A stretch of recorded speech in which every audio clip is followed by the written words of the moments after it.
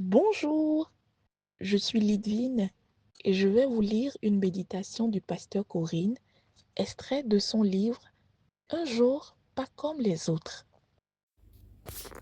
Un cri. Ésaïe 60, verset 2.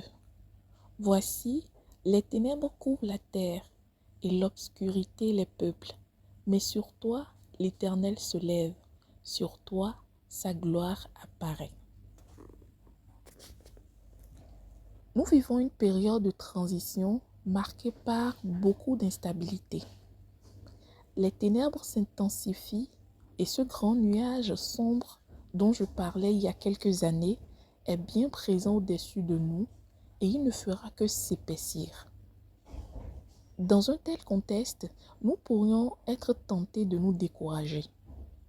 Mais en méditant ce verset, quelle consolation, quelle espérance! Seigneur, tu fais de tes serviteurs des flammes de feu, destinées à éclairer ces ténèbres devenues si denses. Cher ami, ce n'est pas le moment de baisser la tête, bien au contraire.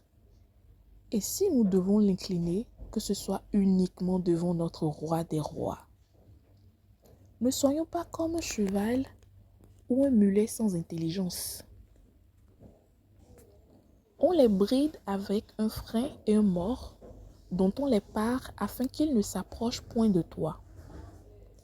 À quoi nous sommes-nous laissés enchaîner? Qu'est-ce qui constitue notre parure?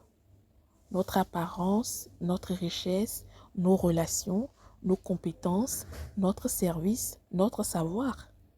La liste pourrait être longue et varie d'une personne à l'autre. Qu'est-ce qui nous a ralentis ou arrêtés? Vous couriez si bien. Qui vous a arrêté pour vous empêcher d'obéir à la vérité? Cette influence ne vient pas de celui qui vous appelle. C'est le moment d'abaisser notre front devant Dieu et de nous tourner vers lui, car il est l'unique véritable source de joie. C'est aussi le moment d'adresser cette prière du psalmiste. Que Dieu ait pitié de nous et qu'il nous bénisse, afin qu'il fasse luire sur nous sa face. Et pour quelle raison faire cette prière? Le verset suivant donne la réponse.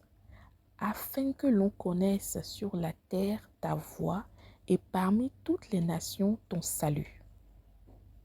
Ce message va au-delà d'une simple méditation.